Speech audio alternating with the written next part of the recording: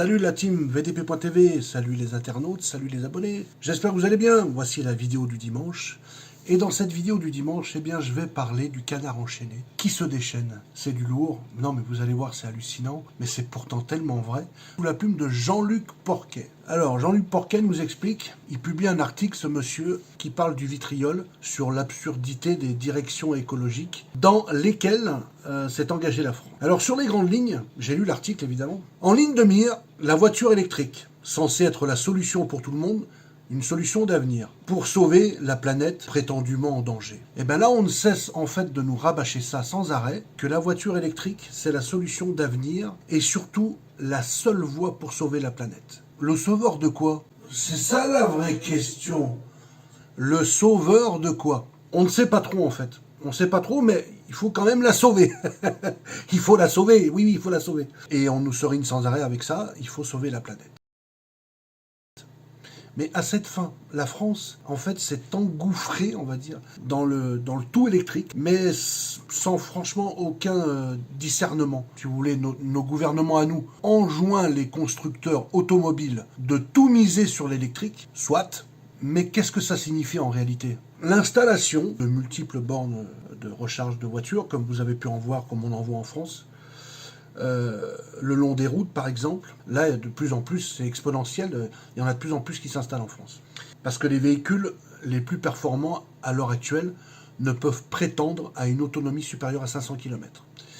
Si notre pays faisait 500 km de circonférence, ça irait, c'est pas le cas.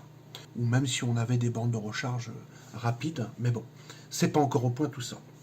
Et encore, sans faire usage des phares, du chauffage en plein hiver, des essuie-glaces, du dégivrage, et de la climatisation, évidemment, pour les fortes chaleurs, pour les canicules. Ensuite, cela implique quoi? Ça implique la conception des batteries capables de stocker cette énergie. Et là, il faut quand même s'attarder un peu.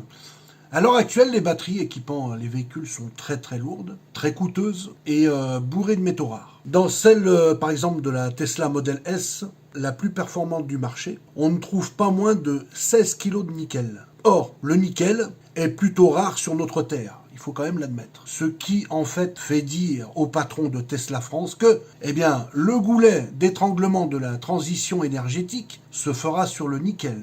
Extraction du nickel à Goro, en Nouvelle-Calédonie. Il sait parfaitement que le nickel est très difficile à trouver. Il faut aller le chercher en Indonésie ou en Nouvelle-Zélande quand même, en Nouvelle-Calédonie. Et son extraction est une vraie galère car on ne le trouve jamais à l'état pur. On ne le trouve pas à l'état pur. Dans les minerais, il existe qu'en très faible proportion, on va dire, ce nickel. Mais, je vous dis, encore une fois, c'est pas une mince affaire. Par conséquent, il faut creuser et creuser, mais vraiment creuser beaucoup, et encore, broyer, cribler, il faut hyrocycloner pour un résultat tout juste à la hauteur des besoins et des attentes. Et tout cela entraîne de colossales montagnes de résidus que l'on déverse la plupart d'entre eux, et du temps, dans la mer. Alors c'est pas gagné, mais qu'importe. La biodiversité, pour les Khmers verts par exemple, qui ne jurent que par la mobilité verte, laquelle n'a pas de prix pour eux. Alors, il n'y a pas que le nickel qui est en jeu. Il y a aussi le lithium. Il en faut 15 kg par batterie, toujours pour Tesla, pour la version Tesla Model S. Il en faut 15 kg. Celui-ci provient des hauts plateaux des Andes. Pour l'extraire, on pompe en fait sous les salars, lac salé, asséché, etc., ce qui entraîne une migration de l'eau douce vers les profondeurs. Une véritable catastrophe écologique selon les autochtones qui en fait souffrent déjà du manque d'eau. C'est pas gagné encore une fois de plus. Et puis, il y a le cobalt, 10 kg par batterie, qu'on va chercher au Congo. Et là, on touche au travail des enfants, d'accord, qui creusent à main nue dans des mines artisanales pour seulement 2 $ par jour. Les Échos du 23 septembre 2020 nous disent que ça gêne un peu, en fait, ça gêne même beaucoup aux entournures, nos constructeurs à nous, qui néanmoins veulent à tout prix, vraiment à tout prix, rattacher la Chine, déjà championne du monde dans le secteur. Alors le travail des enfants, ça reste un détail. Pour couronner le tout, les batteries étant terriblement lourdes, un quart du poids de la Tesla Model S, il faut alléger en fait au maximum le véhicule. Ah oui, rapport poids-puissance, autonomie. Ok, c'est normal ça. Alors qu'est-ce qu'on fait? On fait donc des carrosseries en aluminium dont l'extraction génère ces terribles bouts rouges, déchets insolubles, issus du traitement de l'alumine en fait, avec de la soude et qui sont composés de plusieurs métaux lourds tels que l'arsenic, le fer, le mercure, la silice et le titane.